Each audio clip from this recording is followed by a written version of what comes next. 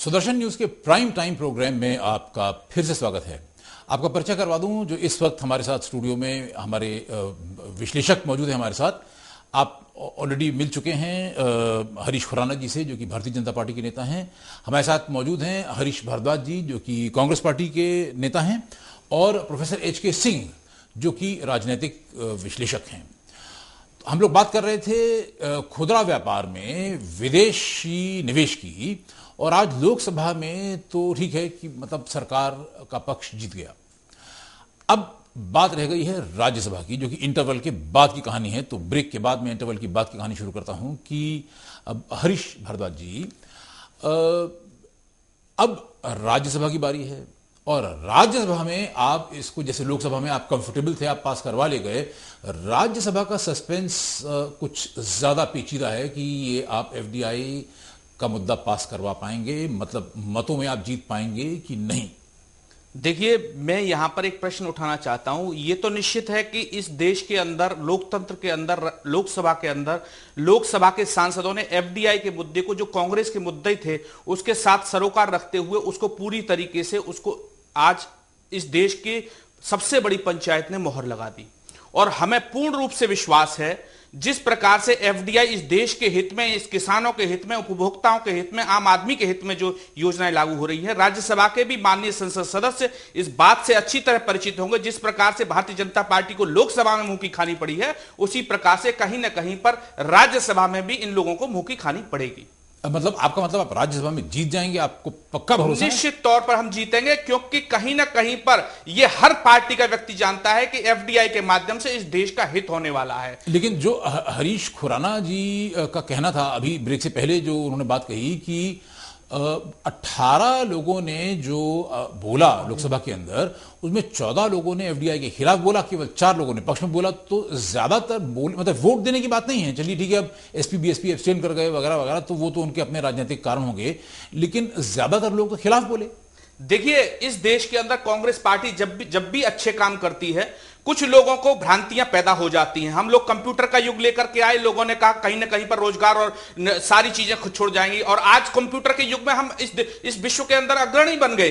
कहीं ना कहीं पर बहुत सारी ऐसी नीतियां जो कांग्रेस ने हरित क्रांति के माध्यम से, दुग्ध क्रांति के माध्यम से, बैंकों के राष्ट्रीयकरण के माध्यम से, न जाने कितनी योजनाएं इस देश के अंदर लाई, और तरह तरह से पक्ष और विपक्ष के लोगों ने इसका हमेशा मजाक उड़ाया। कहीं ना कहीं पर वो गहराई है, वो सत्यता है जो इसमें झलकती है। एफडीआई के माध्यम से निश्चित रूप से इस देश की संसद ने कह दिया, चाहे वो वक्ता कम बोले सही, लेकिन लोकसभा में बहुमत के आधार पर आज ये विधेयक पास, आज ये निर्णय लिया गया कि एफडीआई इस देश के हित में है। खुराना जी शायद इत्तेफाक नहीं रख रहे हैं, वो मतलब कुछ अपना एलाइज ने अगेंस्ट बोला, आप ही के जो सपोर्ट करते हैं एसपी उसने अगेंस्ट बोला, आप ही को जो सपोर्ट करती है बीएसपी उसने अगेंस्ट बोला। एक मिनट, इन सब लोगों ने खिलाफ बोलने के बाद अचानक ऐसा क्या हुआ कि डर लग गया कि हमारे ऊपर सीबीआई इंक्वायरी हो जाएगी, इसलिए एब्सटेन कर जाओ? नहीं, मुझे बोलने दीजिए। ये सब जो डर दिखा के, और कहीं राजनीतिक खेल, जो मुझे कहना है कि बीएसपी को आज एससी एसटी प्रमोशन का बिल पास कराना है, तो कहीं ना कहीं उनकी राजनीतिक मजबूरियों के चक्कर में शायद उन्होंने वोट एब्सटेन कर गए।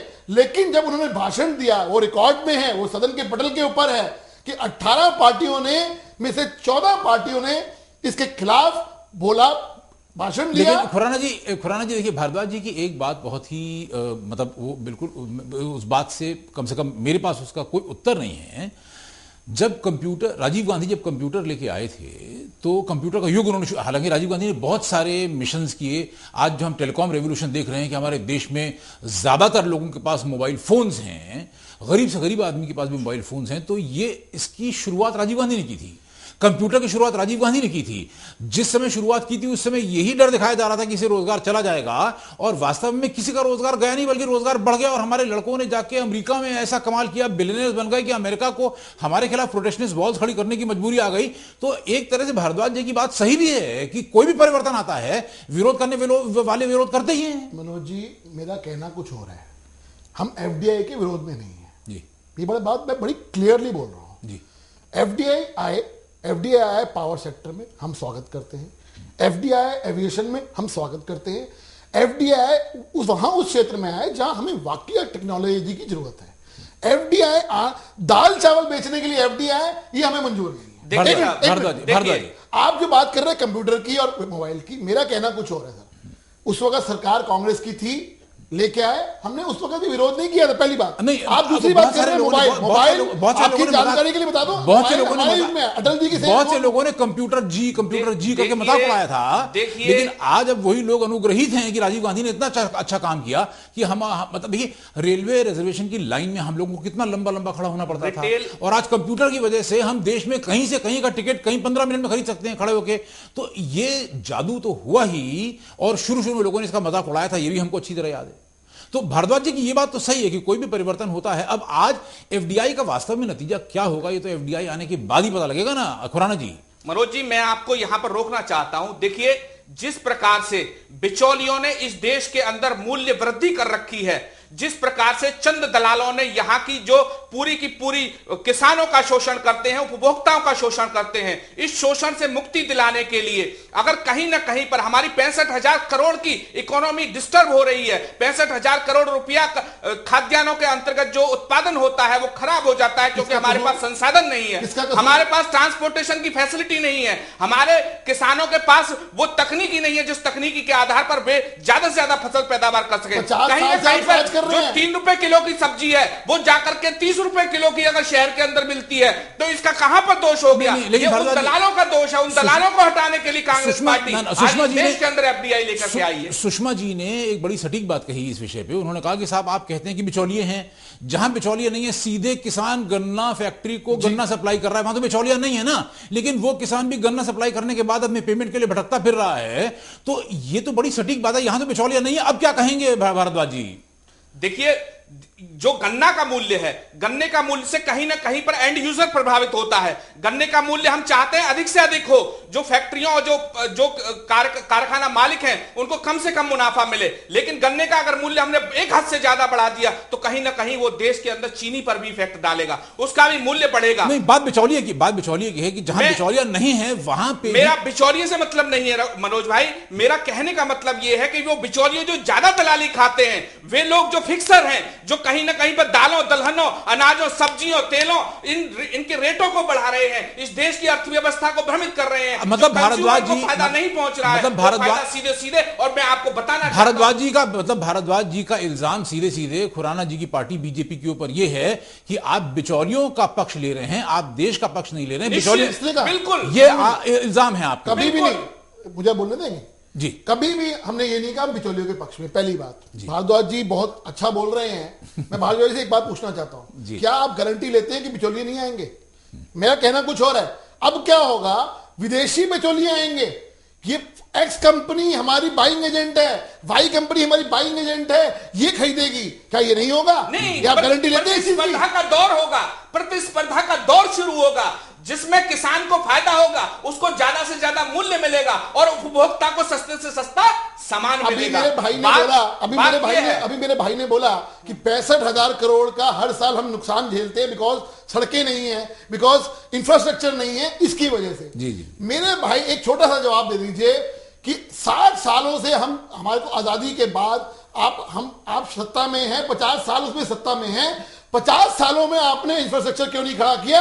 आपको ऐसी क्या जरूरत पड़ गई कि आपको इंफ्रास्ट्रक्चर खड़ा करने के लिए, दाल चावलों को इंफ्रास्ट्रक्चर खड़ा करने के लिए आपको विदेशियों को लाना पड़ रहा है? देखिए, मेरी बात सुनिए। इस देश के अंदर अगर अर्थव्यवस्था को मजबूत करना होगा, हमें संपूर्ण संसार के साथ चलना होगा। देश को बेच देंगे? देखिए, आप देश को बेच देंगे? बेचने की कहां से बात? बताइए, आप विदेश ईस्ट इंडिया कंपनी जब आई थी तो ऐसी आई थी।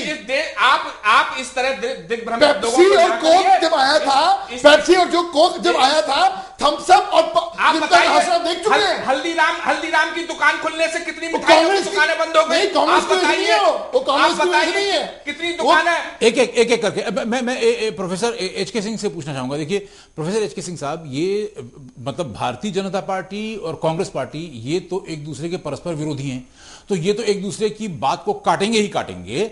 और मुझे लगता है कि न पूरा सच न भारतीय जनता पार्टी की बात में है, न पूरा सच कांग्रेस पार्टी की बात में है, सच शायद बीच में कहीं है। तो प्रोफेसर एच.के. सिंह, आप क्योंकि एक राजनीतिक विश्लेषक हैं और क्योंकि आप निष्पक्ष हैं, आप बताइए कि इन दोनों के बीच में सच कहां है?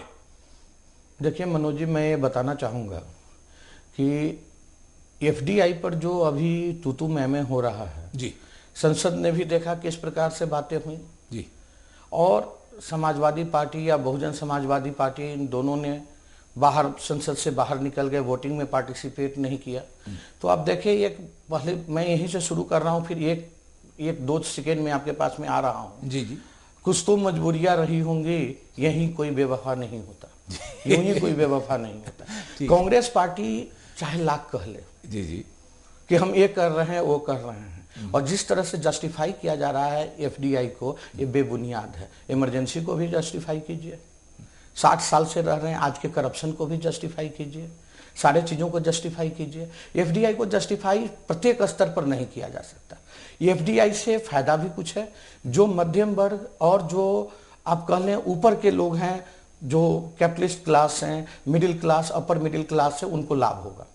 लेकिन जो नीचे तबके के लोग हैं उनको एफडीआई से लाभ नहीं होना है। दूसरी बात, एफडीआई जिसको रिप्लेस करेगा और जिसको नौकरी देगा, दोनों में बड़ा अंतर है। रिप्लेस करेगा हॉकर्स को, रिप्लेस करेगा छोटे छोटे जो लोग हैं उनको रिप्लेस करेगा, खुमचे वाले, ठेले वाले, इनको रिप्लेस करेगा। भारद्वाज जी और नौकरी देगा किसको? नौकरी देगा एफडीआई जो कंप्यूटर लिटरेट है, उसको नौकरी देगा। एक भारद्वाज जी कुछ कहना चाह रहे हैं? वो उसको नौकरी देगा, और उसके बाद में जो हमारे आज जो इंटरप्रेन्योर क्लास है वो रिप्लेस हो जाएगा। और उसके बाद में आप देखिए, मैं तो हतप्रभ रह गया, जैसे वॉलमार्ट से भी घूस लिया गया।